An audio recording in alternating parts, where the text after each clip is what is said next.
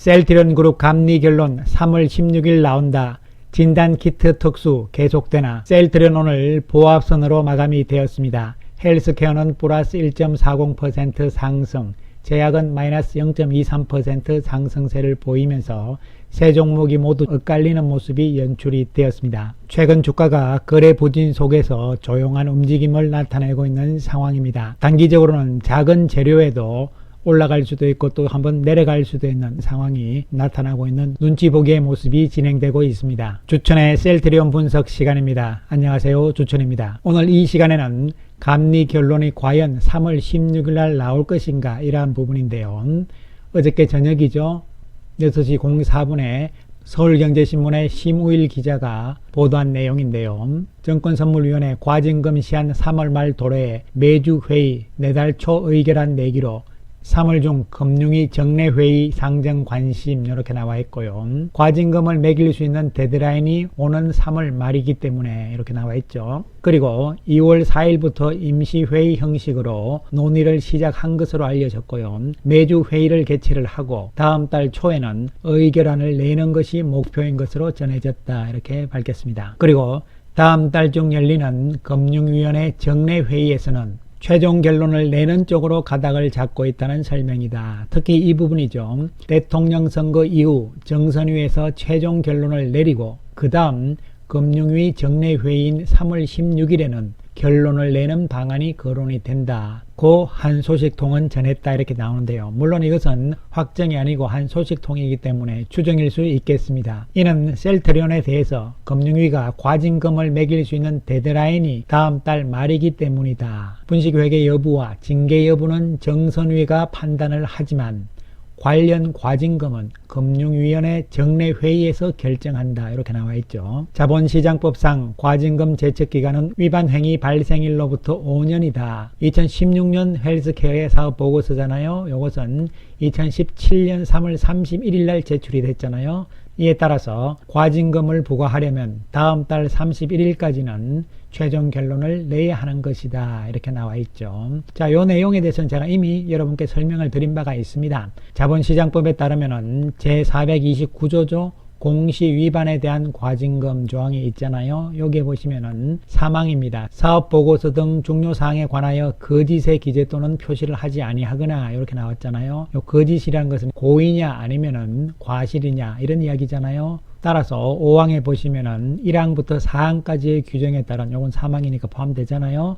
과징금은 각 해당 규정의 위반 행위가 있었던 때부터 5년이 경과를 하면 이를 부과하여서는 아니 된다 이렇게 조항이 나와 있는 것이죠. 그래서 제가 계속적으로 설명을 드렸듯이 이제 서울경제신문에서 이야기를 하는 것이죠. 그렇습니다. 이미 제가 1월 20일자 영상부터 처음으로 말씀을 드린 내용이 되겠습니다. 그리고 오늘 이 시간에는 진단키트 부분에 대해서 우리가 좀 알아볼 필요성이 있는데요.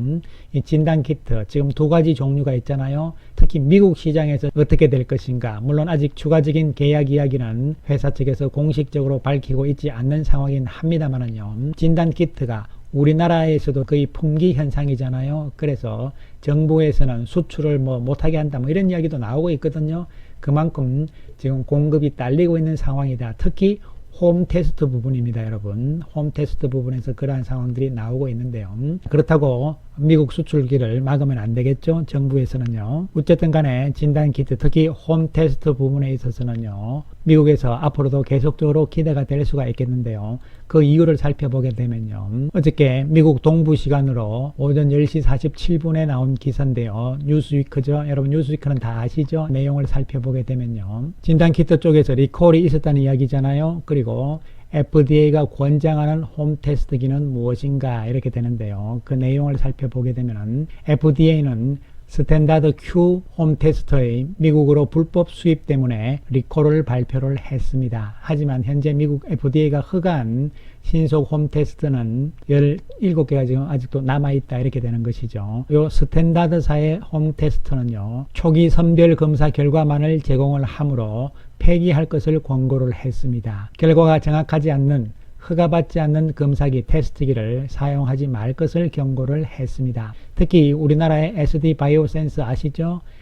SD 바이오센스에서 만든 테스트 키트는 FDA로부터 승인 허가를 받지 않았다. FDA는 아직 승인을 받지 못한 상황에서 이 테스트기를 사용한 사람은 FDA가 승인한 테스트기로 재테스트 하라고 강력한 권장을 받았다고 말했다. 이렇게 돼 있잖아요. 자, 현재 미국의 홈테스트 FDA 승인이 난 것이 17개인데요. 우리나라의 SD 바이오센스는 아직 승인이 나지 않았다. 이런 이야기가 되는 것이고요. 그 다음 내용을 살펴보게 되면요. FDA가 승인한 홈테스트 중 16개는 단일 표적 테스트로 간주된다. 그래서 여기 있는 16개 테스트기는 단일 표적 테스트기다. 이렇게 보시면 되는 것이죠. 그러면 이 단일 표적 테스트기는 뭐냐면은 오직 하나의 항원 표적만을 탐지하도록 설계되었다는 것을 의미를 하며 변이 바이러스에 부정확하며 새로운 변종을 발견하지 못할 가능성이 있다. 이렇게 되는 것이죠. 그런데 17개 가운데서 지금 16개밖에 이렇게 리스트가 나와 있지 않잖아요. 여기 아무리 찾아봐도 셀트리온건은 없는 상황이죠. 그래서 셀트리온건은 단일 표적 테스트가 아니고 무엇이냐 하면요. 현재 미국에서 FDA가 허가한 테스트기 중 복수 표적 검사를 하는 테스트기는 한 개뿐이죠. 바로 그 한 개가 셀트리온의 디아트러스트 홈테스트기다. 이렇게 보시면 되는 것이죠. 셀트리온의 홈테스트는 스파이크 단백질 섹션과 뉴클레오 캡시드 단백질 섹션을 모두 검출하도록 설계되었다. 따라서 유일하게 셀트리온의 진단 키트만 뭐라는 이야기죠? 변이 바이러스에서도 정확하다. 즉 오미크론에도 정확하다는 이야기가 될 수가 있는 것이죠. 특히 바이든 행정부는 무료로 검사 키트 4개를 미국의 각 가정에 보내는 프로그램을 시작을 했다. 이렇게 나와 있잖아요. 따라서 오미크론이 나옴으로 인해서 이제 전 세계적으로 진단 키트 수요가 지금 계속적으로 폭발적으로 일어나고 있잖아요. 이러한 가운데서 특히 미국 쪽에서는 변이 바이러스도 모두 검출할 수 있는 유일한 홈테스트기는 바로 셀트리온 거다. 이렇게 보시면 되는 것이죠. 이에 따라서 앞으로 추가적인 실적 가능성은 높아지는 것이죠. 현재 지난번에 발표를 했습니다만 4월까지 4천억이라고 이야기를 했잖아요. 양쪽 다 합쳐서 아마 홈테스트 쪽이 더 많지 않을까 예상을 해볼 수가 있는 것이고요. 여기는 정부도 들어가고 또 기업도 들어가잖아요. 그렇기 때문에 홈테스트기 공급만 잘 진행이 된다면 휴마시스 쪽에서 추가적인 실적 그리고 성장 가능성은 있어 보인다는 측면으로 우리가 충분히 판단을 해볼 수 있는 대목이 되겠습니다. 따라서 올해 2022년 실적 측면에서는 기존 본업인 바이오시밀러 쪽에서의 램시마 SC를 주목을 해야 되는 것이고요. 그리고 진단 키트 부분도 계속적으로 우리가 접근을 해야 되겠습니다. 왜냐하면 오미크론에 이어서 스텔스 오미크론 등 변이가 자꾸 나오잖아요. 그러나 이런 변이 부분에 대해서도 유일하게 셀트리온의 홈테스트기는 검출을 할 수 있다는 결론이 나왔잖아요. 그렇기 때문에 앞으로도 홈테스트기 부분은 단발성이 아니고요. 1분기 1, 2, 3월이잖아요. 뿐만 아니라 2분기까지도 미국 쪽의 시장을 공략할 가능성이 높다는 측면으로 진단 키트는 생각을 할 필요성이 있다고 보여집니다. 이에 따라서 실적 측면에서는 기대가 될 수가 있는 부분이죠. 셀트리온 오늘 자사주는 전혀 사지 않은 상황이고요. 헬스케어도 3,800주밖에 사지 않은 모습이죠. 최근 주가가 크게 움직이지 않은 상황이기 때문에 그렇다 이렇게 볼 수 있는 것이고요. 셀트리온 오늘 외국인들이 97억의 매수 우위를 보였습니다. 그러면서 보합선으로 마감이 되었는데요. 공매도는 6만 5천 주로 조금 늘어나는 모습이 연출이 되었죠. 외국인 6만 주 매수 우위를 보였는데요. 특히 외국계 창구별로 봤을 때는 여러 곳의 창구 쪽에서 매수가 들어오는 모습이죠. JP모간에서 3만 9천 주를 매수를 했고요. 그리고 JP모간에서 1,500주를 매도를 했으니까요. 약 37,500주 정도 매수를 한 것이고요. CS 쪽에서 32,000주 매수, 그 다음에 CLSA 모건 스탠리 쪽에서도 매수를 하는 모습이었죠. 그래서 외국계 창구를 보시면은 매도가 1,500주, 매수가 75,000주 이렇게 되는 상황이잖아요. 나머지 14,000주 정도는 외국계 창구를 이용하지 않는 외국인들이 매수했다 이렇게 보시면 되는 것이죠. 주가의 움직임은 조용한 상황이 진행이 되고 있는 상황입니다.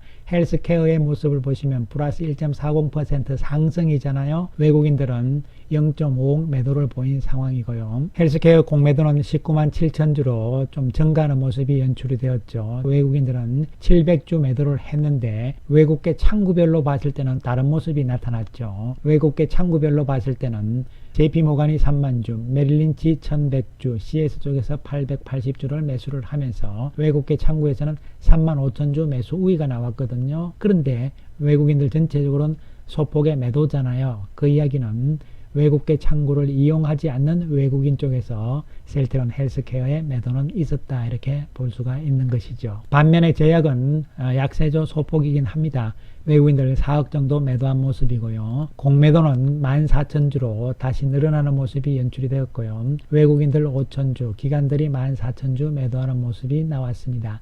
외국계 창구 쪽에서는 JP모간 쪽에서 7,800주 매수하는 모습이고, 또 JP모간에서 2,000주, UBS에서 780주 매도하는 모습이 나왔습니다. 오늘도 그렇습니다만 최근 외국계 창구 쪽에서의 움직임이 JP모간 뿐만이 아니고 다른 쪽에서도 조금씩 나오고 있잖아요. 그 이야기는 매수를 했든 매도를 했든 간에 어쨌든 외국계 창구들, 즉 외국인들 쪽에서도 일부는 이제 여기서 뭔가 좀 움직임이 시작이 되었다, 이런 측면으로 우리가 유추 해석을 해볼 수가 있는 대목입니다. 당분간은 심리적인 측면에서 이 감리 문제잖아요. 이런 부분들 때문에 주가가 조용한 움직임이 나타내고 등락을 거듭할 가능성인데요. 그러나 만약에 서울경제신문에서 나왔듯이 감리가 좀 빨리 진행이 되어서 3월 16일 날 결론이 나온다면 오히려 이것은 호재다, 이렇게 볼 수가 있는데요. 그러면 결론이 어떻게 나올 것이냐, 이런 부분들이잖아요. 이런 부분들에 대해서도 우리가 지나치게 우려하실 필요는 없는 상황이다, 이렇게 볼 수 있는 것이고요. 어쨌든 그거보다는 중요한 것은